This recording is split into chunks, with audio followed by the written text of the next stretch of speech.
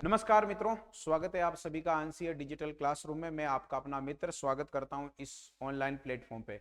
मित्रों, आज हम बात करेंगे माध्यमिक शिक्षा बोर्ड द्वारा आयोजित जो आपके 12th बोर्ड के एग्जाम हैं उसी पर आधारित मैं मॉडल पेपर लेके आया हूं। और ये मॉडल पेपर जो है आपके कृषि विज्ञान का रहने वाला है और इसमें कैसे क्या क्वेश्चंस रहेंगे उन सब की अपन यहाँ पर क्रमबद्ध तरीके से चर्चा करते हैं। तो आइए जानते हैं कैसे क्या पैटर्न रहने वाला है। देखो, सबसे पहले अपन यहां पर बात करें, आपके पास माध्यमिक शिक्षा बोर्ड परीक्षा जो 2025 में आयोजित होने वाली है, इसका एक मॉडल पेपर आप लोगों को दिया है। ये आपको पता है वही सारा सिस्टम, इसमें 3.25 घंटे का पेपर रहने वाला है जो आपको करना है। और इसके अलावा हम बात करें, ये 56 नंबर का पेपर होगा यहाँ पर कृषि विज्ञान का। तो अपन आज जो मॉडल पेपर देख रहे हैं वो कृषि विज्ञान का है। तो पेपर स्टार्ट करने से पहले कुछ इंस्ट्रक्शन है जो मैं आपको एक बार पढ़ देता हूं ताकि आपके दिमाग में आ जाए। देखो, क्या क्या एग्जाम में ध्यान रखना है। परीक्षार्थी सर्वप्रथम प्रश्न पत्र पर अपना नामांक अनिवार्यतः लिखे। जो पेपर आपको दिया जाएगा उस पर अपना रोल नंबर जरूर लिखे। एक बार पढ़ देता हूं जल्दी जल्दी, है ना। सभी प्रश्न करना अनिवार्य है। आपको एक तरीके से जो क्वेश्चंस है उनके आंसर यहाँ पर देना कंपलसरी रहेगा। प्रत्येक प्रश्न का उत्तर दी गई उत्तर पुस्तिका में ही लिखे। आपको जो पेपर की उत्तर पुस्तिका दी गई उसी के अंदर आपको आंसर लिखना है। जिन प्रश्नों में आंतरिक खंड है उनके उत्तर एक साथ ही लिखे, है ना। जिसमें एक से अधिक उत्तर आपसे पूछे गए उनके उत्तर एक साथ लिखने हैं। प्रश्न का उत्तर लिखने से पूर्व प्रश्न का क्रमांक अवश्य लिखे, हाँ ना। जो जैसे कि अपन लिखते नहीं है, कई बार पहले नंबर का क्वेश्चन है तो पहला आप ले, दूसरा तीसरा आपको नहीं आ रहा हो तो आपको डायरेक्ट चौथा आ रहा है तो आप चौथा कर रहे हो तो चौथे का आपको वहां पर क्रमांक डालना रहेगा। प्रश्न पत्र के हिंदी व अंग्रेजी रूपांतरण में किसी की भी प्रकार की त्रुटि या विरोधाभास होने पर हिंदी के प्रश्न को ही सही माना जाएगा। दोनों लैंग्वेज में आपके पेपर आएगा, हिंदी में भी आएगा, इंग्लिश में भी आएगा। लेकिन किसी तरह का उनके अंदर एक तरीके से प्रॉब्लम होता है, दिक्कत होता है, तो विद्यार्थियों ध्यान रखना है, हिंदी भाषा के प्रश्नों को यहाँ पर सही माना जाएगा दिशा निर्देश के अनुसार। ठीक है, अब ये आपके पास क्वेश्चन आ गए हैं, देखिएगा। बहुविकल्पी प्रश्न, नीचे दिए गए बहुचयनात्मक प्रश्नों के सही उत्तर उत्तर पुस्तिका में लिखना है ना। आपको यहाँ पर जो बहुविकल्पी प्रश्न आएंगे यानी कि मल्टीपल चॉइस क्वेश्चन आएंगे, क्वेश्चन का जो भी आंसर है वो आंसर आपको अपनी उत्तर पुस्तिका में लिखना है। आपको याद होना चाहिए प्रत्येक प्रश्न जो है आधे नंबर का है, यहाँ पर याद रखेंगे। तो शुरुआत करते हैं, हमारे पास क्या क्या क्वेश्चन है। जैसे कि अपन ये यहाँ पर एक मॉडल पेपर लेके आए हैं। पहला क्वेश्चन आपके सामने यहाँ पर देखो, मृदा उर्वरता को प्रभावित करने वाला कृत्रिम कारक कौन सा है। जैसे कि ये ऑब्जेक्टिव क्वेश्चन है, मृदा उर्वरता को प्रभावित करने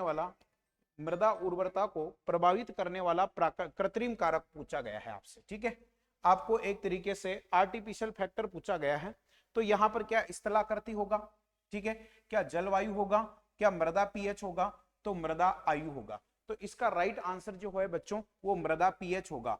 तो आपको अपनी उत्तर पुस्तिका में जैसे यहाँ पर क्वेश्चन लिख दिया आपने, क्वेश्चन नंबर 1 लिख दिया और इसका सही आंसर आप लिख देंगे और कोष्टक में लिख देना मृदा पीएच, ध्यान रखना है सोइल पीएच। ठीक है, तो ये इसका आंसर है। इस तरीके से आप क्या है अपनी उत्तर पुस्तिका के अंदर आंसर दे सकते हैं। इसी तरीके से अगला क्वेश्चन है, एजोला का उपयोग कौन सी फसल में करते हैं। क्या धान में करते हैं बच्चों, क्या बाजरा में करते हैं, क्या मक्का में करते हैं, क्या गेहूं में करते हैं। तो आपको पता है एजोला जो होता है धान की फसल के लिए बढ़िया माना जाता है। एजोला एक जलीय फर्न होती है ना। एजोला आपको याद रखना है बच्चों एक जलीय फर्न होती है जो आपको याद रखना है नाइट्रोजन स्थिरीकरण का काम करती है। किसका काम करती है, जलीय फर्न होती है जो आपको याद रखना है नाइट्रोजन स्थिरीकरण का काम करती है। नाइट्रोजन स्थिरीकरण धान के खेतों में ये क्या करती है, नाइट्रोजन फिक्सेशन का काम करती है। तो आप लोगों को याद रखना है। तो बिल्कुल यहां पर एजोला जो होगा वो धान की फसल में प्रयुक्त होगा। ये इस तरीके से आंसर आपको देना है। तो उत्तर पुस्तिका में आप ऐसे लिखेंगे। इसी तरीके से अगले प्रश्न, जैसे यहां पर गेहूं की फसल में सिंचाई की सबसे महत्वपूर्ण क्रांतिक अवस्था कौन सी है। गेहूं की फसल में सिंचाई की सबसे महत्वपूर्ण अवस्था, क्या दाना बनते पकते समय, दूधिया अवस्था पर, शीर्ष जड़ निकलना, फूल आते समय। देखो बच्चों आपको पता है ये गेहूं की सभी क्रांतिक अवस्था है। जो गेहूं होता है इसके अंदर सिंचाई की आपको याद रखना है 6 अवस्थाएं होती है। आपने पढ़ा होगा बच्चों, गुरुजी ने पढ़ाया होगा आपको, 6 अवस्थाएं होती है। कितनी अवस्थाएं होती है, सिंचाई की 6 अवस्थाएं होती है। सिंचाई की क्रांतिक अवस्थाएं जो होती है वो 6 अवस्थाएं होती है। इनमें सबसे इंपोर्टेंट अवस्था होती है CRI अवस्था, है ना, जिसको क्राउन रूट इनिशिएशन यानी कि शीर्ष जड़ निकलना, और ये CRI अवस्था जो होती है ये बुआई के 21 दिन बाद आती है। कब आती है?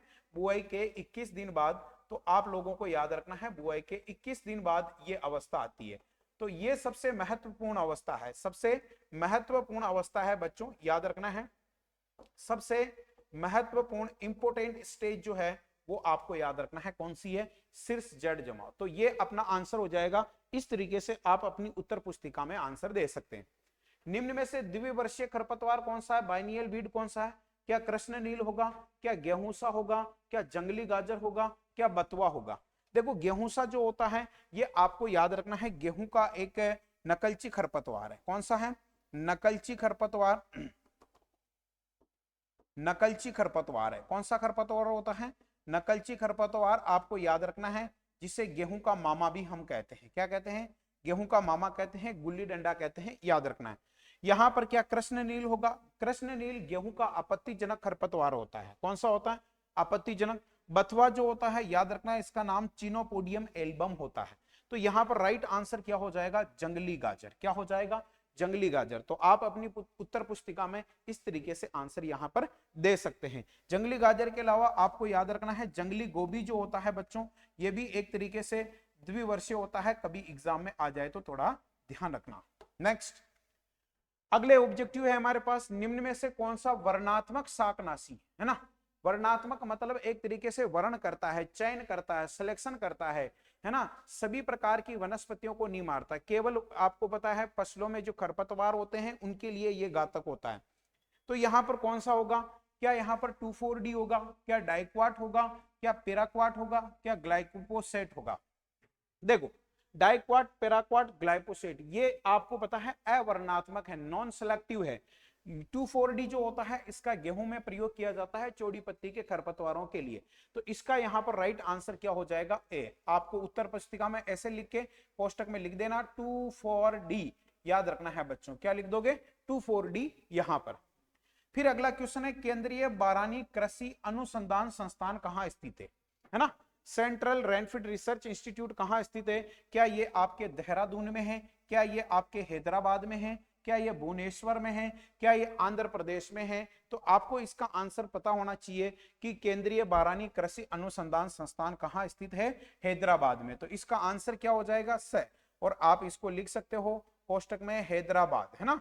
वहां पर उत्तर पुस्तिका में इस तरीके से आप इसको आंसर दे सकते हो, याद रखना। ठीक इसी तरीके से मोट का किस्म कौन सा है? क्या RMO 40 है, RHB 121 है, लोक 1 है, माही धवल है? देखो लोक 1 गेहूं की है, RHB 121 इसकी नहीं है, बाजरे की है, माही धवल भी इसकी नहीं है। RMO 40 ध्यान रखना है, RMO 40 जो है ये आपको याद रखना है, मोट की किस्म है। और ये इसका राइट आंसर क्या हो जाएगा बच्चों? ए ऑप्शन इसका राइट आंसर हो जाएगा। तो इस तरीके से आपके अपन मॉडल पेपर यहां पर देख रहे हैं। नेक्स्ट राजस्थान का कौन सा जिला छोटा नागपुर कहलाता है? ठीक है, तो यहां पर क्या भीलवाड़ा, क्या जयपुर, क्या झालावाड़, क्या कोटा? देखो छोटा नागपुर क्यों बोला गया है ना? छोटा नागपुर जो है वो आपको याद रखना है, एक तरीके से संतरे की बात, संतरे के उत्पादन के संदर्भ में बात कर रहा है। तो राजस्थान में ध्यान रखना है संतरे का उत्पादन सबसे ज्यादा कहां होता है? ठीक है, संतरे का उत्पादन राजस्थान में सबसे ज्यादा आपको पता है झालावाड़ में होता है। कहां पर होता है बच्चों? झालावाड़ में होता है, याद रखना है। तो आपसे कभी पूछ लिया जाए राजस्थान में संतरे का सर्वाधिक उत्पादन झालावाड़, इसीलिए झालावाड़ को हम राजस्थान का क्या कहते हैं? छोटा नागपुर कहते हैं। क्या कहते हैं? छोटा नागपुर कहते हैं। तो इस क्वेश्चन का राइट आंसर क्या हो गया? 6 नंबर। और आप लिख सकते हो इसका राइट आंसर क्या है बच्चों? झालावाड़। ध्यान रखना है क्या है इसका? झालावाड़। अगला प्रश्न है, जड़ उत्पन्न वाला हार्मोन कौन सा है? क्या IBA है, क्या जिब्रेलिक एसिड है, क्या IAA है, आइनेटिन है? तो यहाँ पर जड़ का फुटान को प्रेरित करने वाला जो हार्मोन है वो IBA।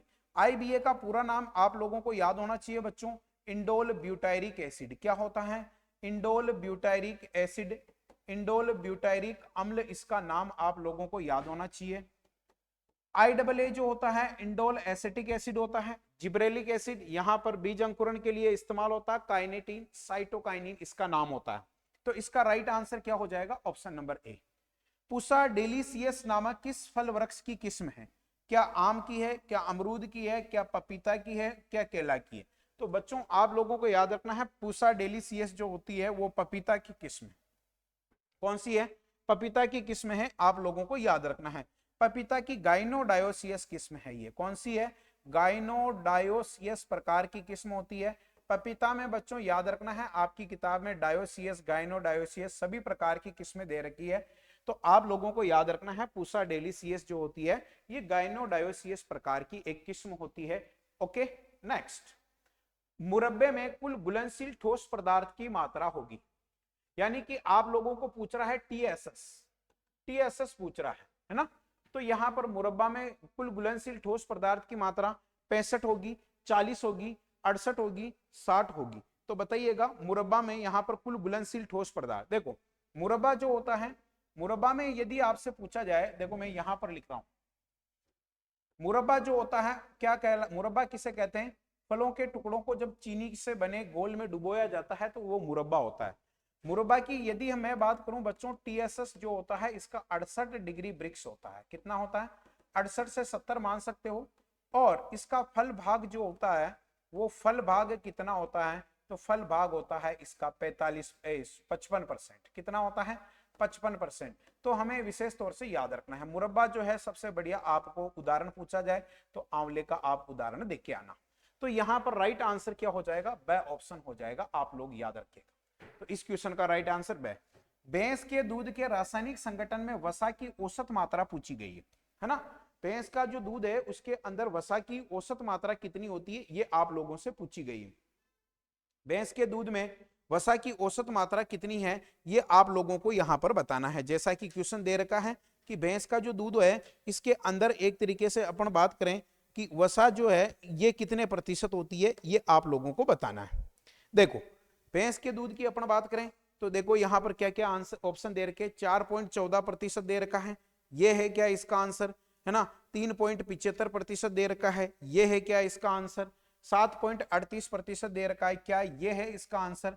क्या 5.54% दे रखा है, क्या ये है इसका आंसर। देखो आप लोग मुझे यहां पर आंसर बताइएगा, ठीक है। तो भैंस के रासायनिक संगठन में वसा की औसत मात्रा जो होती है 7.38% होती है। याद रखना है भैंस के दूध में वसा की औसत मात्रा लगभग कितनी होती है? 7.38% के आसपास यहां पर एक तरीके से याद रखना है। यदि आपसे पूछ लिया जाए गाय के दूध में, तो गाय का दूध भी याद रख लेना है 4.14 के प्रतिशत, 4 पॉइंट ध्यान रखना है 14% के आसपास होती है, ये आप लोगों को याद रखना है। आ गई बात समझ में? चलो ठीक है। सर्वाधिक वसा किसके दूध में पाई जाती है? तो ये क्वेश्चन भी बन सकता है। तो सर्वाधिक वसा जो होती है वो भेड़ के दूध में होती है। किसके दूध में होती है? सर्वाधिक वसा जो है वो आप लोगों को याद रखना है भेड़ का दूध। किसका दूध है? भेड़ का दूध। और इसमें आपको पता है 7.90 के आसपास इसमें ध्यान रखना है वसा होती है। तो भैंस का पूछा है तो अपन ने भैंस का देख लिया। अगला प्रश्न है आपके पास, गाय भैंस तथा बकरी में मध्यकाल के लक्षण कितने दिनों बाद पुनः वापस आ जाते हैं? मध्यकाल के लक्षणों की बात कर रहा है। तो आप मुझे बताओ गाय भैंस में मध्यकाल के लक्षण जो है पुनः कितने बाद यहां पर दिखाई देंगे? क्या यहां पर मध्यकाल के लक्षण 19 से 21 दिन, 16 से 18 दिन, उपरोक्त दोनों, इनमें से कोई नहीं? तो याद रखना है 19 से 21 दिन बाद आपको याद रखना है गाय में मध्यकाल के लक्षण दोबारा आ जाते हैं। गाय भैंस में बीटल नस्ल की बकरी का मूल स्थान कहां पर है? उत्तर प्रदेश का आगरा जिला, उत्तर प्रदेश का इटावा, पंजाब का गुरुदासपुर। पंजाब के गुरुदासपुर से आपको याद रखना है बीटल नस्ल। कौन सी है? बीटल नस्ल यहां पर निकली है, याद रखना है, ठीक है। आगरा यहां पर नहीं है, उत्तर प्रदेश का इटावा डिस्ट्रिक्ट जो है इसका राइट आंसर है। इस तरीके से आप आंसर करके आना बच्चों।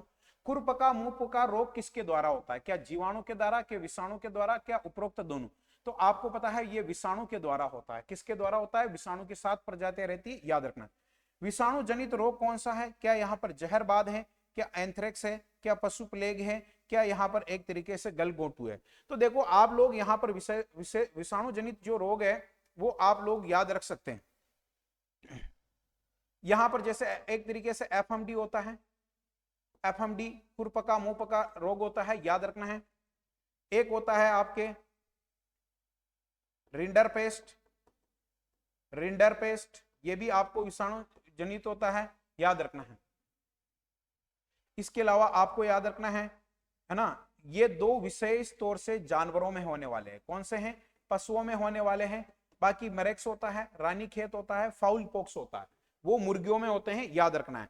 तो यहां पर राइट आंसर जो है रिंडरपेस्ट हो जाएगा, पशु प्लेग याद रखना है, ठीक है। ये एफएमडी और रिंडरपेस्ट पशुओं में होने वाले विषाणु जनित रोग है, तो स ऑप्शन यहां पर आपकी हो जाएगा। अगला क्वेश्चन है, कौन सा रोग होने पर पशु गुर गुर की आवाज करता है? क्या गलगोटू, क्या पशु प्लेग, क्या थनेला, क्या सर्रा? सर्रा रोग जो होता है ऊंटों का सबसे प्रमुख रोग है। कौन सा है? ऊंटों का सबसे प्रमुख रोग है।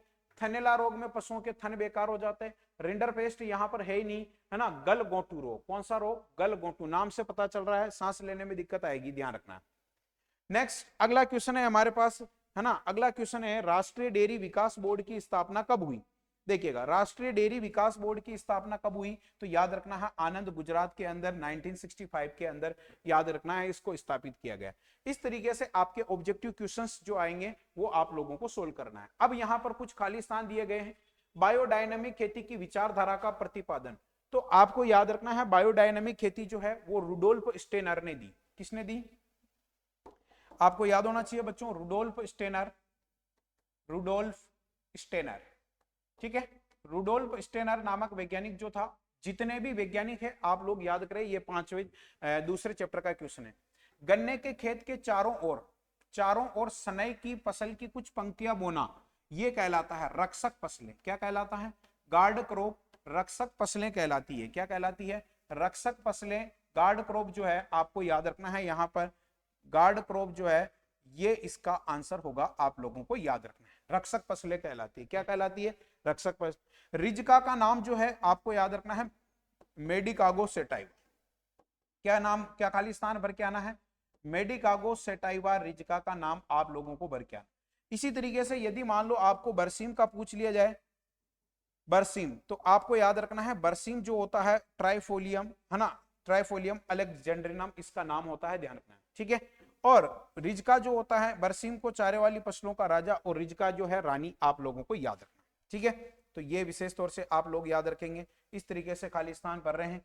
नेक्स्ट, मादा अंगों के पहले परिपक्व होने को, मादा, इसको कहते हैं प्रोटोगाइनी। क्या कहते हैं? प्रोटोगाइनी। यदि मादा अंग पहले परिपक्व होंगे तो इस कंडीशन को प्रोटोगाइनी अपन कहते हैं। प्रोटो एंड्री पूछा जाए तो याद रखना है प्रोटो एंड्री क्या होता है बच्चों? नर पुष्पों का पहले परिपक्वन, है ना, ठीक है। नर अंगों का पहले परिपक्वन होता है, नर अंगों का पहले परिपक्वन। तो नर अंगों का पहले परिपक्वन हो रहा है तो इसको कहते हैं, एक तरीके से आपको याद रखना है, प्रोटो एंड्री।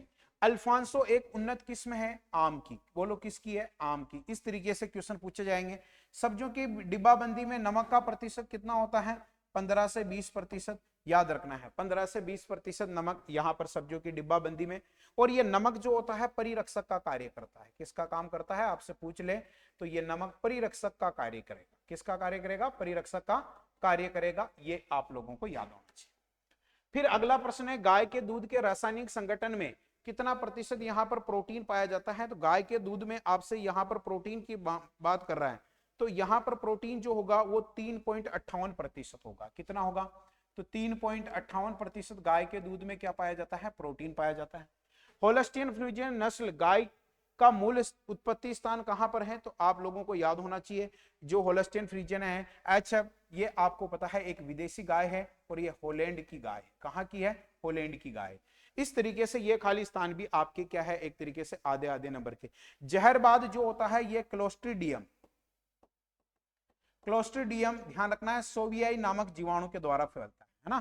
क्लोस्ट्रीडियम सोवियाई जो होता है, सोवियाई जीवाणु जो रहता है इसके द्वारा ये विशेष तौर से आपको याद रखना है, जहरबाद रोग जो है ये पशुओं में फैलता है, ठीक है। नेक्स्ट अगला क्वेश्चन है आपके सामने, अगला क्वेश्चन है ऑपरेशन फ्लड के द्वितीय चरण की शुरुआत कब हुई? ऑपरेशन फ्लड का दूसरा चरण आपसे पूछा गया है, तो ये याद रखना है 1 जुलाई, 1 जुलाई याद रखना है 1978, याद रखना है 1978। पहला वाला पूछा जाए तो याद रखना है फर्स्ट जो हुआ था वो 1970 के अंदर, आप लोगों को याद रखना है। ऑपरेशन फ्लड का संबंध किससे? तो ध्यान रखना है बच्चों दूध उत्पादन से। किससे? दूध उत्पादन से, आप लोगों को याद रखना है इस तरीके से, ठीक है। फिर आप लोगों के देखो यहां पर उत्तर एक शब्द में आपको देना है या एक पंक्ति में देना है, ठीक है। तो आप लोगों को मैं यहां पर उत्तर जैसे बताऊं वैसे आप लोगों को यहां पर देख के आना है। जैसे बीज की सुसुप्त अवस्था से आप क्या समझते हैं, है ना। तो इसमें क्या होता है, बीज की सुषुप्त अवस्था, तो इसमें आपको पता है सभी अनुकूल परिस्थितियां होते हुए भी, अनुकूल परिस्थितियां परिस्थितियां होते हुए भी, होते होते हुए भी बीज का अंकुरण, बीज का अंकुरण ना हो पाना, ना हो पाना, इस तरीके से आप आंसर दे सकते हैं, अनुकूल परिस्थितियां होने होते भी, है ना। ठीक है, अनुकूल परिस्थितियां होते हुए भी परिपक्व बीज, है ना, आप ऐसे लिख सकते हैं, परिपक्व बीज का अंकुरण ना होना। ठीक है, तो अनुकूल परिस्थितियां होते हुए भी परिपक्व बीज का अंकुरण ना हो पाना, और आपको पता है ये कौन कौन सी होती है, तो ये प्राथमिक होती है, द्वितीयक होती है, इस तरीके से आप लोगों को याद रखना है। प्रेरित सुषुप्ता होती है, प्राथमिक है, इस तरीके से द्वितीयक, इस प्रकार से आप सुषुप्ता अवस्था ध्यान रखना है। इसी तरीके से खरपतवार की कोई दो विशेषता लिखिएगा, तो खरपतवार की विशेषता आपको पता है, इनका अधिक बीज उत्पादन क्षमता, अधिक बीज उत्पादन, जैसे ये लिख दिया, अधिक बीज उत्पादन क्षमता, उत्पादन क्षमता। ठीक है, ये याद रखना है, अधिक बीज उत्पादन क्षमता इनका होता है। अधिक गहरी जड़ें अधिक होती है, अधिक गहरी जड़ें, गहरी जड़ें इनमें उपस्थित होती है, याद रखना है।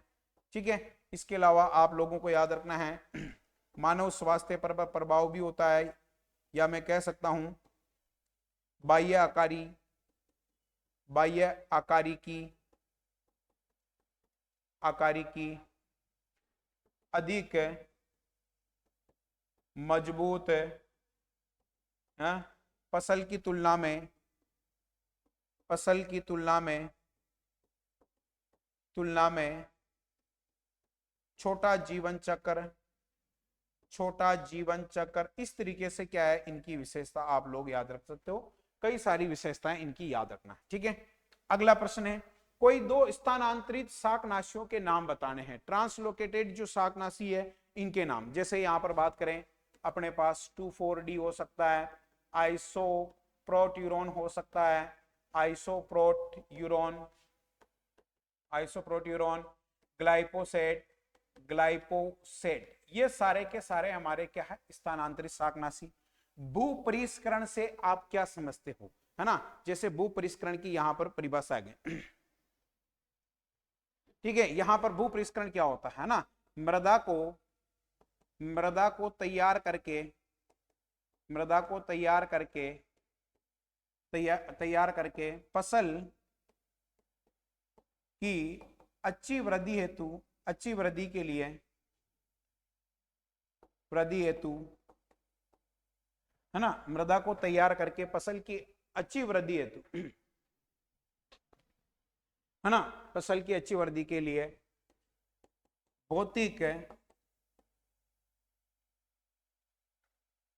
है ना, फसल की अच्छी वृद्धि के लिए भौतिक रूप से, या अपन कह सकते हैं एक तरीके से भौतिक, है ना, दशा, भौतिक दशा उसके लिए बनाना, फसल की अच्छी वृद्धि हेतु के लिए मृदा की भौतिक दशा, भौतिक दशा को सुधारना, सुधारना। ठीक है, तो इस तरीके से आप लोग आंसर दे सकते हैं, मृदा को तैयार करके फसल की अच्छी वृद्धि के लिए, है ना, मृदा की भौतिक दशा को क्या करना है, सुधारना है, इस तरीके से आपको याद रखना।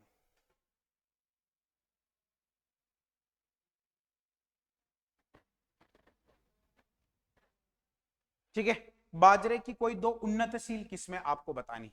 तो बाजरे की उन्नतशील किस्में, जैसे अपन बात करें यहां पर GHB, है ना, 179, ये लिख सकते हैं अपन, GHB वाली है, RHB 121, इस तरीके से RHB 121, इस तरीके से अपन क्या है इसमें दो किस्में यहां पर लिख सकते हैं बाजरे की।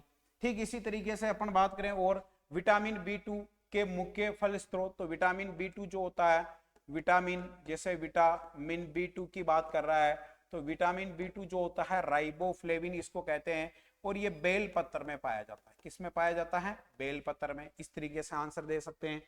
पपीते में पेपेन उत्पादक किस्मों के नाम बताओ, तो यहाँ पर पेपेन, पेपेन के लिए ध्यान रखना है, पेपेन के लिए कौन कौन सी है, जैसे पूसा मैजेस्टी हो सकती है, कौन सी है, पूसा मैजेस्टी, ठीक है। इसके अलावा CO2, CO5। डिब्बा बंद करते समय कितना तापक्रम होना चाहिए, तो डिब्बा बंद करते समय टेम्परेचर जो है बच्चों वो 74 डिग्री होना चाहिए, 74 डिग्री सेंटीग्रेड डिब्बा बंद करते समय। इस तरीके से एक शब्द या एक पंक्ति में आंसर देना है। अब यहां पर देखो जहरबाद रोग का कोई एक लक्षण लिखिएगा, है ना, जहरबाद रोग के लक्षण। तो इसमें क्या है, देखो झागदार, झागदार कोमा बदबूदार खून का आना, बदबूदार खून का आना, इस तरीके से खून का आना, ठीक है। पशु लंगड़ाकर चलता है, इसमें ये लक्षण लिख सकते हैं, पशु लंगड़ाकर, लंगड़ाकर चलता है, चलना। इसके अलावा आपको पता है तेज बुखार, पशु को क्या हो सकता है, तेज बुखार, यह भी याद रखना है, तेज बुखार।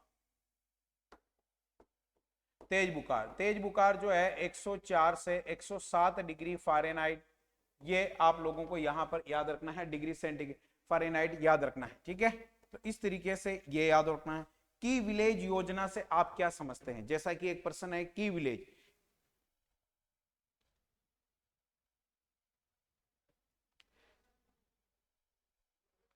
तो की विलेज क्या होता है, की विलेज ध्यान रखना है, ये एक प्रकार की योजना होती है पशुओं के विकास से संबंधित। तो प्रत्येक पंचवर्षीय योजना में, प्रत्येक पंचवर्षीय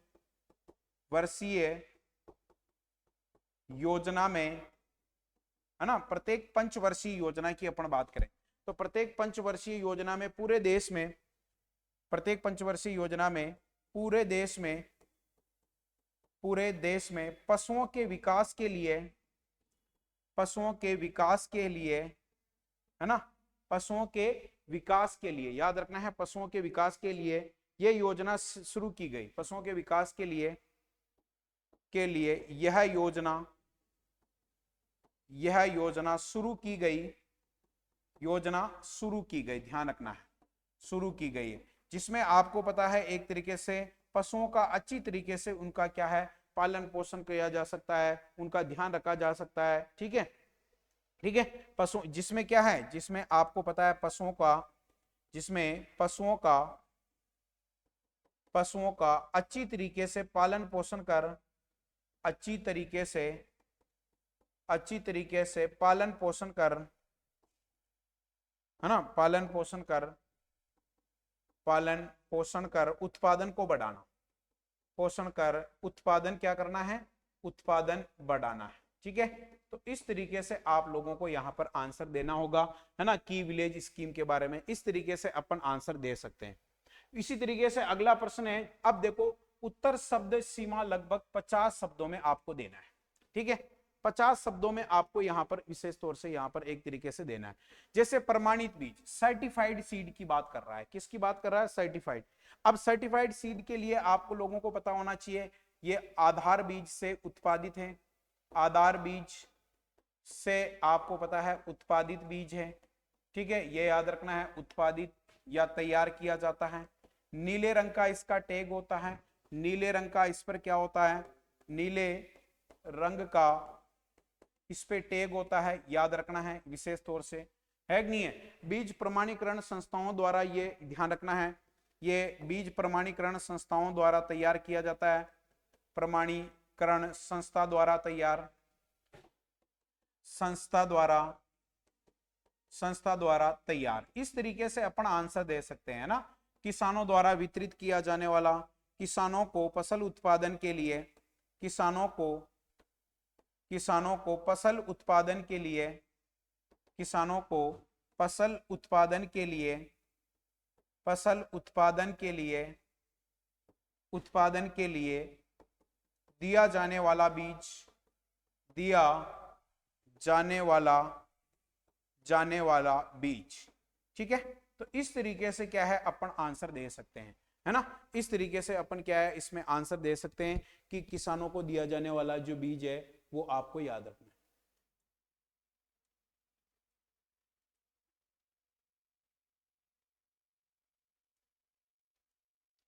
ठीक है।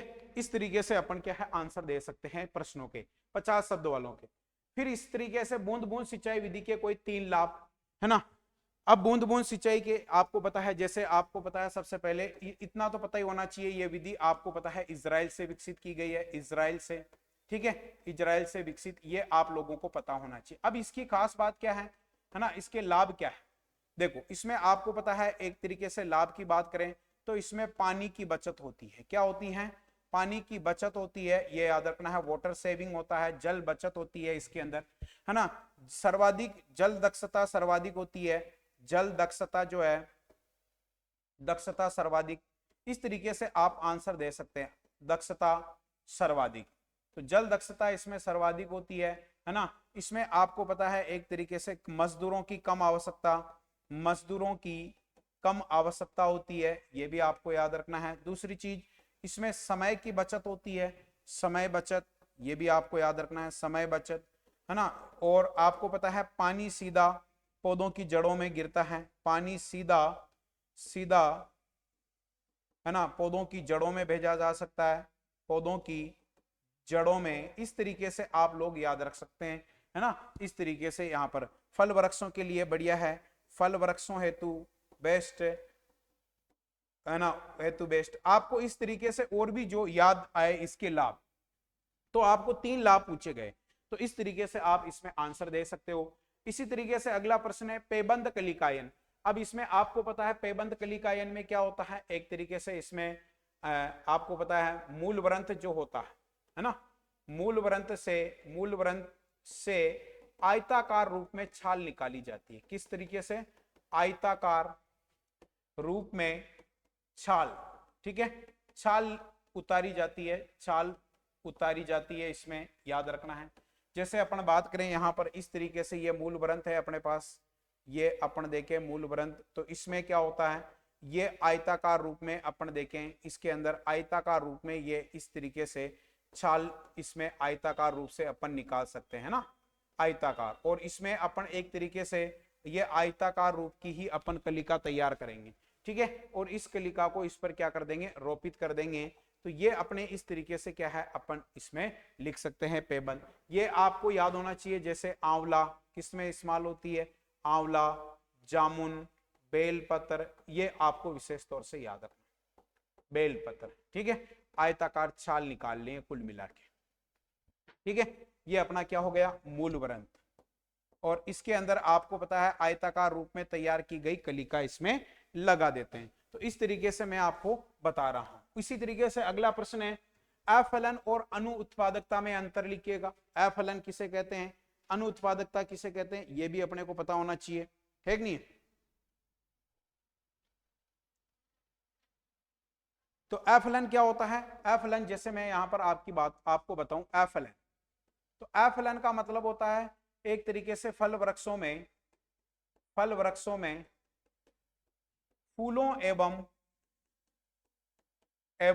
फलों का उत्पादन ना होना, ठीक है, ये अफलन होता है, याद रखना है। इसी तरीके से जैसे अनुत्पादकता की बात की है, अनुत्पादकता, तो अनुत्पादकता क्या होगी, देखो अनुत्पादकता की बात करते हैं, यहां पर अनुत्पादकता जब फल वृक्ष में, ध्यान रखना है, कभी कभी फल वृक्षों पर एक टहनी पर फूल आते हैं जबकि दूसरी पे नहीं आते हैं, तो ये याद रखना है। कभी कभी फल वृक्षों में एक शाखा पर फूल आते हैं और दूसरी शाखा पर नहीं आते, और दूसरी शाखा पर नहीं आते, तो इसे हम क्या कहते हैं, अनुत्पादकता कहते हैं। इस तरीके से आपको आंसर लिखना है, मैं आंसर भी लिख लिख के बता रहा हूं बच्चों यहां पर, ठीक है। फिर इसी तरीके से फलो उद्यान की वर्गाकार विधि का नामांकित चित्र कीजिएगा, है ना, नामांकित चित्र बनाकर आपको इसका वर्णन करना है। वर्गाकार जो विधि होती है, देखो वर्गाकार की अपन बात करें तो ये आपको पता है पौधों को लगाने की सबसे सरल और प्रचलित विधि होती है। कैसी होती है, प्रचलित विधि, आप लोगों को याद रखना है। दूसरी चीज इसमें ध्यान रखना है, एक तरीके से R into R comma P into P की दूरी एक समान होती है, दूरी एक समान। सर ये आर इंटू आर और पी इंटू पी क्या है ना, पंक्ति से पंक्ति और पौधे से पौधे की दूरी एक समान होती है। इसमें उद्यान जो होता है, उद्यान में कर्षण क्रियाओं में आसानी, उद्यान में कृषण क्रियाओं में आसानी होती है ना, कृषण क्रियाओं में क्या होती है, क्रियाओं में आसानी। तो इस प्रकार आपको याद रखना है, उद्यान में कृषण क्रियाओं में आसानी होती है, ठीक है, ये याद रखना है। इसका एग्जाम्पल जैसे अपन बात करें आम का बगीचा, है ना, आम का बगीचा जो होता है ये आपको पता है कितनी दूरी पे लगता है, तो याद रखना है 10 इंटू 10। तो आपको याद रखना है 10 इंटू 10 क्या है, पंक्ति से पंक्ति और पौधे से पौधे की दूरी है, याद रखना है, ठीक है। ये ज्यादातर ये विधि आप लोगों को याद रखना है उत्तर भारत में प्रयुक्त होती है, मैदानी सेक्टरों में, है ना, मैदानी सेक्टरों में काम में ली जाती है, मैदानी सेक्टरों में अधिक प्रयुक्त, अधिक प्रचलित कह सकते हैं, अधिक प्रचलित होती है मैदानी सेक्टरों में, याद रखना है। आ गई बात समझ में, ठीक है। अब इसके डायग्राम की बात करें तो इस तरीके से आपका फील्ड जो रहेगा इसको आप लोग क्या कर दोगे, है ना, वर्गाकार कंडीशन में इस तरीके से वर्गाकार शेप में इसको अपन कर सकते हैं इस तरीके से, ठीक है। या अपन एक सिंपल डायग्राम यहां पर देखें तो सिंपल डायग्राम इस तरीके से अपन बना सकते हैं। ये फील्ड को एक तरीके से वर्गाकार के अंदर अपन यहां पर कन्वर्ट कर रहे हैं। ये इसके 4 कोने हैं, ये 4 कोने हैं देखो, है ना, और ये अपन आर बता सकते हैं, ये पी बता सकते हैं। तो इसमें ध्यान रखना आर इंटू आर और पी इंटू पी क्या होता है, ये सेम होता है, क्या होता है बच्चों, सेम होता है। ये इस तरीके से आंसर अपन दे सकते हैं, ये याद रखना है, ठीक है। फिर इसी तरीके से अगला क्वेश्चन है पशु आवास प्रबंधन। अब पशु आवास, पशुओं को जहां पर अपने रख रहे हैं, है ना, बोल के बता देता हूं, इसमें जहां पर आप लोग पशुओं को रख रहे हैं वहां पर कैसी क्या चीजें होनी चाहिए। जैसे यहाँ पर लंबाई जो है पूर्व पश्चिम में होनी, पशु आवास की लंबाई जो है आप लोगों को लंबाई वाला पॉइंट याद रखना है, लंबाई इसमें पूर्व पश्चिम, है ना, लंबाई इसके अंदर क्या होनी चाहिए, पूर्व पश्चिम होनी चाहिए, ठीक है। इसी तरीके से यदि आपसे पूछा जाए चौड़ाई, चौड़ाई उत्तर दक्षिण होनी चाहिए, तो यहां पर चौड़ाई की भी अपन बात कर लेते हैं। चौड़ाई, चौड़ाई याद रखना है उत्तर दक्षिण, उत्तर दक्षिण, ठीक है, उत्तर दक्षिण में इसकी क्या है, चौड़ाई रखनी चाहिए। इसके अलावा पशुशाला जो है आपको पता है साफ सुथरी होनी चाहिए। पशुशाला में आपको पता है पशुओं के खाने पीने का पूरा वहां पर प्रबंधन होना चाहिए। इसके अलावा आपको पता है एक तरीके से जहां पर पशु रह रहे हैं वहां पर एक तरीके से पूरा सूर्य का रोशनी पर्याप्त रूप से वहां पर आना चाहिए, हवा का आवागमन होना चाहिए, है नहीं है, बाहरी पशुओं से बचाव की समुचित व्यवस्था होनी चाहिए। इस तरह की बातों का आप लोगों को विशेष तौर से यहाँ पर ध्यान रखना है, ठीक है। इस तरह की बातें आप इसमें लिख के आ सकते हो, ठीक है, मैं आपको बोल के दिखा रहा हूं, आप थोड़ा ध्यान रखिएगा। जैसे यहाँ पर अगला प्रश्न है राठी नस्ल की गाय का उत्पत्ति स्थान और कोई 2 शारीरिक विशेषता बतानी है, ठीक है, राठी की बात कर रहा है, ठीक है। तो राठी राजस्थान का ध्यान रखना है, पश्चिमी सेक्टर। राठी जो है आप लोगों से कभी पूछी जाए तो याद रखना है राजस्थान का पश्चिमी से कौन सा, राजस्थान का पश्चिमी सेक्टर याद रखना है। जैसे अपन बात कर सकते हैं राजस्थान का पश्चिमी सेक्टर अपने पास कौन कौन सा है, जैसलमेर, गंगानगर, बीकानेर, इस टाइप के आपको डिस्ट्रिक्ट याद रखना है। जैसलमेर है, गंगानगर है, गंगानगर, इसी तरीके से बीकानेर है, बीकानेर, ये इसका उत्पत्ति स्थान हो गया, ठीक है। अब इसकी विशेषताओं की बात करें तो इसकी 3-4 विशेषताएं आपको याद रखनी है। इसका रंग जो होता है हल्का सफेद होता है ना, रंग इसका हल्का सफेद होता है, जिस पर आप लोगों को ध्यान रखना है का, है ना, काले या लाल धब्बेदार होते हैं। शरीर ढीला ढाला होता है, त्वचा मध्यम ढीली ढाली लटकी हुई होती है, ये विशेष तौर से आपको याद रखना है, ठीक है। सींग छोटे व मोटे होते हैं, इस तरह की विशेषताएं आप इसमें लिख सकते हो, याद रखना है। राठी एक त्रिसंकरित गाय है, आप लोगों को याद रखना है। उसी तरीके से सूरती नस्ल की भैंस की कोई 3 शारीरिक विशेषता। अब सूरती जो है आप लोगों को याद रखना है गुजरात की नस्ल है, सूरत गुजरात की नस्ल है। कहां की है ये, तो याद रखना है सूरत गुजरात, ये विशेष तौर से आपको याद रखना है एक तरीके से गुजरात, है ना। सूरती कहां पर है तो आपको याद रखना है, जैसे अपन बात करें इसमें सूरत है ना, आनंद है, आनंद, है ना, बड़ौदा, इस तरीके से नदियाड़ यहाँ की नस्ल है ना, नदियाड़ यहाँ की नस्ल है विशेष तौर से। सूरती में आपको पता है इसमें सींग जो होते हैं, सींग दांतली के आकार के हसियाकार होते हैं। कैसे होते हैं, हंसियाकार होते हैं। अधर वक्ष जो होता है वहां पर आपको पता जबड़े के नीचे अधर वक्ष पर सफेद रंग की पट्टी पाई जाती है। ये आपको इस तरीके से इसकी विशेषताएं जो है आप लोगों को इसमें याद रखना है। आ गई बात समझ में? ठीक है। इसका दूध उत्पादन की बात करें तो 1600 से 1700 लीटर इसका दूध उत्पादन। तो इस तरीके से आप लोग इनके बारे में याद रखना है, पूरा पढ़ के जाना। 1600 से 1700 लीटर प्रति ब्यात इनका दूध उत्पादन होता है। ठीक है, तो इस तरीके से आप लोग इनको पढ़ के जाना है। नेक्स्ट अगला प्रश्न है पशुओं में गलघोंटू रोग का रोगजनक, है ना। अब यहां पर पशुओं में गलघोंटू रोग जो है इसका आपको याद रखना है। जैसे गलघोंटू, इसको एचएस कहते हैं, हिमोरेजिक सेप्टिकसीमिया गलघोंटू। गलघोंटू जो होता है इसका एक तरीके से जीवाणु जनित रोग है। कौन सा है ये? जीवाणु जनित है। और इसके ध्यान रखना है अलग अलग जीवाणु। जैसे सबसे पहले अपन बात करें गाय, ठीक है, गाय की अपन बात करें तो गाय के अंदर इसका कौन सा होता है आप लोगों को याद होना चाहिए। ठीक है, तो यहां पर एक तरीके से पास्चुरेला, पास्चुरेला, पास्चुरेला, बोविसेप्टिका, बोविसेप्टिका याद रखना है। ये इस तरीके से गाय का, गाय के अंदर पास्चुरेला, बोविसेप्टिका। इसी तरीके से अपन बात करें भैंस के अंदर बुबेली सेप्टिका, भैंस के अंदर इसका कौन सा होता है? पास्चुरेला, पास्चुरेला, बुबेली सेप्टिका, बुबेली सेप्टिका। ठीक है, और भेड़ के अंदर ध्यान रखना है, भेड़ बकरी के अंदर बकरी, पास्चुरेला, पास्चुरेला ओविस। तो ये क्या है? इसका रोगजनक है। अब ये आपको पता है गलघोंटू रोग है तो एक तरीके से सांस लेने में तकलीफ आएगी, गले से गुर की आवाज आएगी, पशु के मुंह से लार गिरना स्टार्ट हो जाएगी। इस तरीके से आप लोग इसके लक्षण लिख सकते हो। ठीक है, अगला प्रश्न पशु माता, है ना। यहाँ पर रिंडर पेस्ट, रिंडर पेस्ट आपको बता ही दिया है, एक विषाणु जनित रोग है ना, विषाणु जनित रोग है। ध्यान रखना है विषाणु जनित रोग है, क्षनित विषाणु से होता है, याद रखना है विषाणु जनित रोग है ये विशेष तौर से। इसको पोकनी रोग कहते हैं, आप लोगों को याद रखना है। ठीक है, इसमें आपको पता है गोबर पिचकारी की तरह गिरता है। इस तरीके से आपको पता है इसके लक्षण आप लोगों को देख के जाना है। ठीक इसी तरीके से अपन बात करें उत्तर शब्द, लगभग आपको याद रखना है 100 शब्दों में यहां पर देना है। कितने शब्दों में देना है? 100 शब्दों में आपको उत्तर देना है।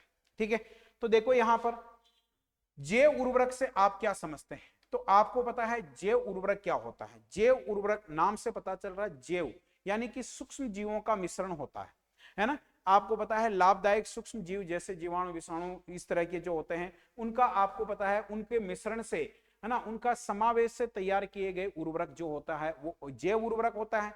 और जैव उर्वरक से होने वाले लाभ, एक तो आपको पता है इनका किसी प्रकार का कोई दुष्प्रभाव नहीं होता है।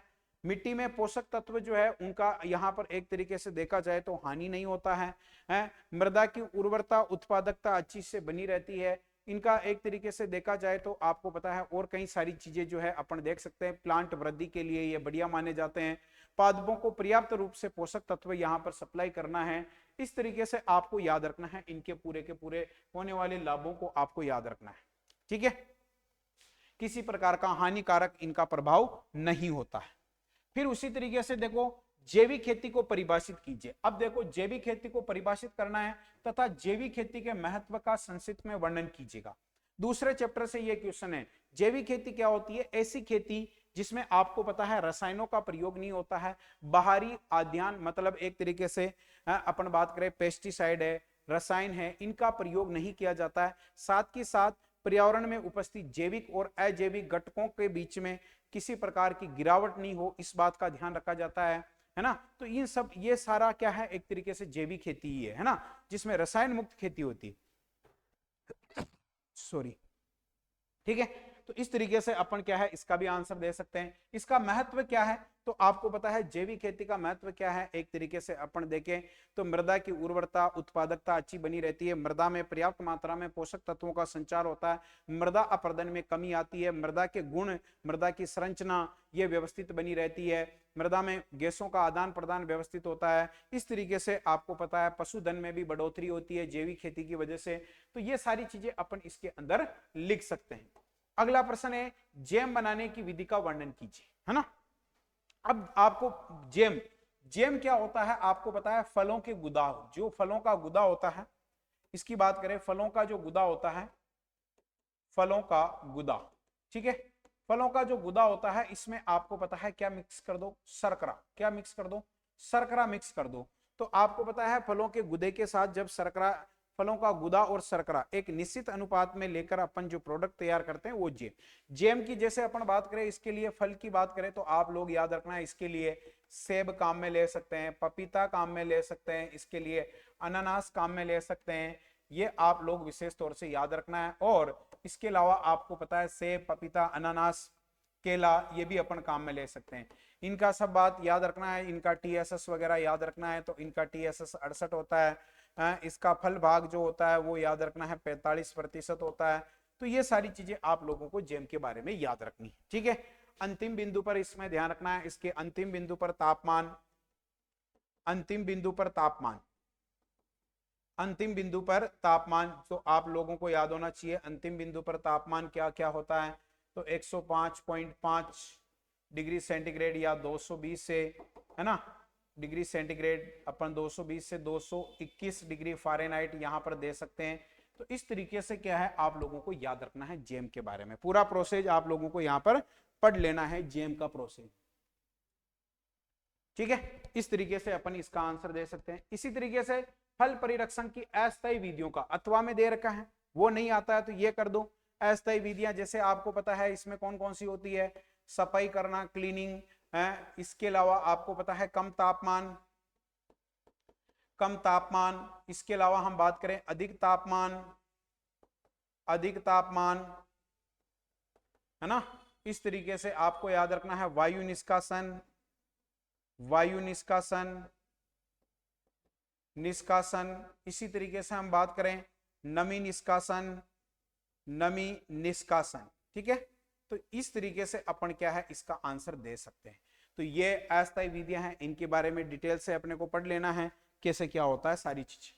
फिर इसी तरीके से अगला प्रश्न है ना, अगला बकरी की जमुनापुरी नस्ल का उत्पत्ति स्थान। अब बकरी की यहाँ पर एक तरीके से जमुनापुरी जो नस्ल है इसके बारे में आप लोगों को बताना है। यूपी का इटावा डिस्ट्रिक्ट जो होता है इसका याद रखना है। जैसे ओरिजिन अपन बात करें तो ओरिजिन ध्यान रखना है यूपी का इटावा डिस्ट्रिक्ट, इटावा जिला याद रखना है। अब आपको पता है इसकी विशेषताओं की बात करें तो आपको पता है ये एक तरीके से बकरियों की नस्लों में सबसे सुंदर होती है, सफेद रंग होता है, पिछले पैरों पर इसके घने लंबे बाल उपस्थित होते हैं, इसको जादुई नस्ल कहते हैं, है कि नहीं है, और इसका दूध उत्पादन अच्छा होता है। ये सारी बातें आप लोगों को इसके बारे में आनी चाहिए, है कि नहीं है। तो इनको हम आप डिटेल से पढ़ेंगे तो आप लोगों को यहाँ पर इसका आंसर दिखा। इसी तरीके से ये नहीं कर सकते हो तो चोकला, चोकला जो है आपको पता है एक तरीके से शेखावाटी सेक्टर में, कहां पर, शेखावाटी सेक्टर में याद रखना है चूरू, सीकर, झुंझुनू, ध्यान रखना है चूरू, सीकर, झुंझुनू, यहां पर विशेष तौर से यह नस्ल आपको मिलने वाली है। इसको राजस्थान की मेरिनो के नाम से जानते हैं, चोकला को राजस्थान की मेरिनो के नाम से ध्यान रखना है, राजस्थान की मेरिनो। दूसरी चीज आपको पता है राजस्थान में सर्वाधिक ऊन उत्पादन, राजस्थान में ध्यान रखना है सर्वाधिक ऊन उत्पादन जो होता है वो आपको पता है इसी से। तो इस तरीके से आप लोग इसके बारे में डिटेल पढ़ोगे तो आप लोगों को पता चलेगा। तो इस तरीके से आपको आंसर वहां पर देख के आना है कंप्लीट पढ़ के। फिर इसके बाद देखो अपन अगले प्रश्नों की तरफ चलते हैं। अब यहां पर 4 नंबर वाले क्वेश्चन आपके लिए, ठीक है। अब 4 नंबर में आपके पास जैसे यहां पर दे रखा है गेहूं की खेती का वर्णन करना है, किसका करना है, गेहूं की खेती का वर्णन आप लोगों को यहां पर पूछ रहा है। तो हमें गेहूं की खेती का वर्णन किन किन बिंदुओं के संदर्भ में पूछ रहा है। देखो सबसे पहले यहां पर बात करें वैज्ञानिक खेती का वर्णन, मृदा और जलवायु, ठीक है। तो इसके लिए मृदा और जलवायु तो आप लोगों को याद रखना है, इसके लिए मृदा, मृदा आपको पता है जल निकास युक्त बलुई दोमट मृदा चाहिए, ठीक है। मृदा की अपन बात करें तो ध्यान रखना है जल निकास युक्त बलुई दोमट चाहिए। जलवायु इसके लिए शीतोष्ण जलवायु चाहिए, शीतोष्ण कोमा रबी का ये ध्यान रखना है, शीतोष्ण कोमा रबी एक तरीके से आप लोगों को याद रखना है, ठीक है। फिर इसी तरीके से आपको यहाँ पर बीज दर और बीजोपचार, तो इसकी बीज दर अच्छे से पढ़ लेना है। जैसे अपन बात करें यहाँ पर सामान्य बीज दर जो होती है, इसकी सामान्य बीज दर, तो ये सामान्य बीज दर ध्यान रखना है 100 किलोग्राम के आसपास होती है, 100 केजी प्रति हेक्टेयर आपको याद रखना है, ठीक है। यहाँ पर असिंचित भूमियां होती है, लवणीय सारीय भूमियां होती है, इनके अंदर ध्यान रखना है थोड़ी बीज दर ज्यादा होती है, ये याद रखना है, ठीक है। असिंचित जैसे अपन बात करें असिंचित है, ठीक है, लवणीय सारीय है, लवणीय क्षारीय, ठीक है, इन सब के अंदर आपको पता है लवणीय क्षारीय भूमि, इनके अंदर बीज दर जो है वो आप लोगों को याद रखना है 125 है ना, 125 किलोग्राम आप लोगों को याद। यदि छिटकाव विधि से पूछा जाए तो और ज्यादा इसमें क्या होता है, बीज दर है। 4 इसकी उन्नतशील किस्में लिखनी है, कोई सी भी 4 उन्नतशील किस्में लिख सकते हो। जैसे यहाँ पर अपन बात करें लोक 1 है, राज 1482 है, राज 30 स्वतंत्र है कि नहीं है, WHD 2329 है। इस तरीके से सोनालिका, कल्याण सोना, हीरा मोती, लाल बहादुर है कि नहीं है, लाल, ये सारी की सारी आप लोगों को याद रखना है, इसकी किस्में लिख सकते हो। पादप संरक्षण में इसके कीट और रोगों के ऊपर चर्चा होगी। किसके ऊपर चर्चा होगी, कीट और रोगों के ऊपर, है ना। इसमें कौन कौन से, जैसे दीमक लगता है ना, इसके बाद इसके ऊपर आप लिख सकते हो। इसी तरीके से इसमें आपको पता है जैसे रोग रस्ट रोली रोग जो होता है, इसके ऊपर आपको इसके ऊपर लिख सकते हो, ठीक है। इसी तरीके से मूंगफली की खेती, अथवा में ये नहीं आ रहा हो तो मूंगफली के लिए मृदा और जलवायु आप लोगों को याद रखना है ना। मूंगफली के लिए भी आप लोग सारी चीजें यहाँ पर, जैसे ये मेरे हिसाब से आप लोगों को सारी जो एक तरीके से बात करें अपन, जो अनाज वाली फसलें हैं इनको विशेष तौर से पढ़ना है, ठीक है, ताकि यहां पर एक तो आई जाए, अनाज वाली फसलों को विशेष तौर से आप लोग यहां पर पढ़ लेना, ठीक है। तो यहां पर आपको पता है मृदा और जलवायु, अब आपको याद होना चाहिए इसके लिए भी, मूंगफली जो है उष्ण कटिबंधीय जलवायु का पौधा होता है। कौन सा होता है, उष्ण कटिबंधीय जलवायु का। इसके लिए भी जल निकास युक्त बलुई दोमट मृदा अच्छी होती है, ये याद रखना है। इसकी बीज दर ध्यान रखना है, बीज दर जैसे अपन बात करें 80 से 100 किलोग्राम के आसपास इसकी बीज दर होती है। बीजो उपचार में हम ट्राइकोडर्मा वगैरह ये काम में ले सकते हैं, कवकनाशी, और दीमक के लिए आपको पता है क्लोरपाइरिपोस वगैरह ये काम में ले सकते हैं। इसकी 4 उन्नतशील किस्में, इसकी बहुत सारी किस्में हैं GG के नाम से, तो आपको पता है जैसे यहाँ पर GG2, GG20, गिरनार 2, इस टाइप से इसकी किस्में। पादप संरक्षण जैसे कि इसमें टीका रोग वगैरह ये होते हैं, तो सफेद व्हाइट गर्भ जो होता है ये इसके अंदर नुकसान पहुंचाने वाला कीट होता है, तो इनके बारे में अपन लिख सकते हैं, ठीक है। इसी तरीके से आपको पता है अगला क्वेश्चन, आम की वैज्ञानिक खेती। आम के लिए भूमि कैसी चाहिए, जलवायु इसके लिए उष्ण जलवायु होती है। बलुई दोमट मिट्टी इसके लिए चाहिए। 4 उन्नत किस्में कोई सी भी लिख दो, आम्रपाली है, मल्लिका है, सिंधु है। इसी तरीके से आपको पता है अपने पास कई सारी, पूसा पीताम्बर है, पूसा सूर्या है, पूसा अरुणिमा है, ये सारी अपन लिख सकते हैं। पादप प्रवर्धन इसका जैसे अपन बात करें वीनियर ग्राफ्टिंग होता है जो सबसे ज्यादा काम में लिया जाता है। इसके अलावा स्टोन एपिकोटाइल ग्राफ्टिंग, इस तरीके से। पौधे लगाने की विधि, पौधे लगाने में आपको पता है कितनी दूरी पे लगाया जाता है, जैसे अपन बात करें 10 × 10 मीटर स्क्वायर की दूरी पे लगाया जाता है। गड्ढे का आकार इसमें 1 × 1 × 1 मीटर क्यूब होता है, याद रखना है। बारिश के टाइम इसको लगाया जाता है। इस तरीके से इनके आंसर अपन दे सकते हैं, ठीक है। अथवा में आपको पता है जैसे अथवा में दे रखा है अनार, तो आपको पता है इसका, आप जैसे आम का नहीं आ रहा है तो आप इसका कर सकते हैं। इसके लिए भी 4 पॉइंट आएंगे, जैसे भूमि और जलवायु, 4 उन्नतशील किस्में, है ना। जैसे भूमि आपको पता है भूमि वही बलुई दोमट मिट्टी चाहिए, इसके लिए याद रखना है शुष्क जलवायु में हो सकता है ये। 4 उन्नतशील किस्मों की अपन बात करें तो इसके लिए आपको पता है रूबी है ना, अनार की बहुत ही फेमस किस्म है, याद रखना है। इसके अलावा जोधपुर एक तरीके से जालोर सीडलेस है, जोधपुर रेड है कि नहीं है। इस तरीके से आपको याद रखना है ज्योति, अरक्ता, ढोलका, कंदारी, गणेश, भगवा, सिंदूरी, ये सारी किस्में हैं। पादप प्रवर्धन इसके लिए जैसे अपन बात करें कठोर तना कलम भी लेते हैं, गुट्टी विधि भी लेते हैं। पौधे लगाने की विधि, इसको 5 × 5 मीटर स्क्वायर की दूरी पे लगाया जाता है। मध्यम आकार का फल वृक्ष है, तो इसके लिए गड्ढा जो है 75 सेंटीमीटर × 75 × 75 सेंटीमीटर आकार का खोदा जाता है। तो इस तरीके से आप लोगों को यहाँ पर करके आना है, इस टाइप का आपके पैटर्न रहने वाला है, ठीक है। तो ये पूरा का पूरा पैटर्न मैंने आप लोगों को समझा दिया है, ठीक है।